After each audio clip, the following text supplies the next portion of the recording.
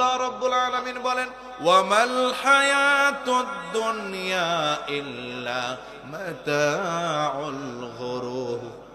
এই দুনিয়ার জীবন একদম স্বল্প সময়ের জীবন, ক্ষণস্থায়ী জীবন।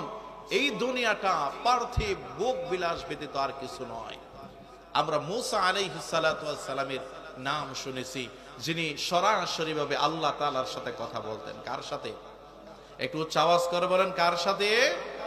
আল্লাহ তাআলার সাথে সরাসরি কথা বলতেন।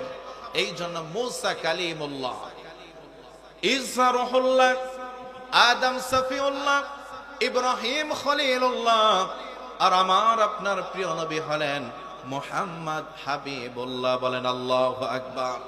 মূসা আলাইহিস সালাতু ওয়াস সালামের জীবনী পড়ে দেখলাম, একটা কিতাবের ভিতরে পেলাম মূসা আলাইহিস সালাতু ওয়াস সালাম একদিন রাস্তা দিয়ে হেঁটে যায়। একটা বুড়ি মহিলা রাস্তার পাশে বসে বসে কাঁদতেছে।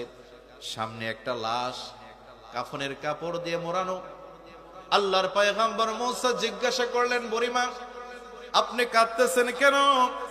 বুড়িমা জবাব দিলেন, ও আল্লাহর পয়গম্বর মূসা, আমার একটা সন্তান ছিল, একদম অল্প বয়স, নাবালক সন্তান, আজকে মারা গেছে। এই সন্তানের মায়ায় সন্তানের লাশকে সামনে রেখে আমি মা জননী কাঁদতেছি। মূসা আলাইহিস সালাতু ওয়াস সালাম বললেন, বুড়িমা আপনার যেই সন্তান মারা গেছে এই সন্তানের বয়স কত?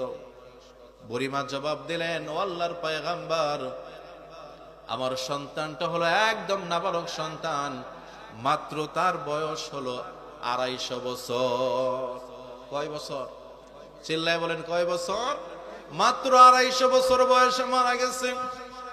আল্লাহর পয়গম্বর মূসা আলাইহিস সালাতু ওয়াস সালাম ডাক দিয়ে বললেন, বুড়িমা আপনার সন্তানের বয়স 250 বছর, আর আপনি বলতেছেন একদম অল্প বয়সে নাবালক অবস্থা মারা গেছে।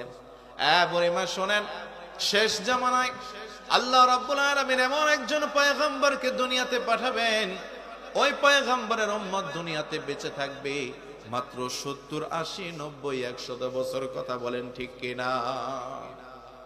সেই যুগে আমরা এসেছি। কথা বলেন ঠিক কিনা?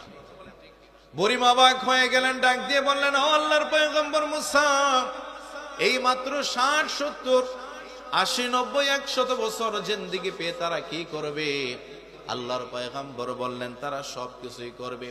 চাকরি বাকরি, বিয়ে শাদী, বাড়ি ঘর, অট্টালিকা সবকিছুই করবে।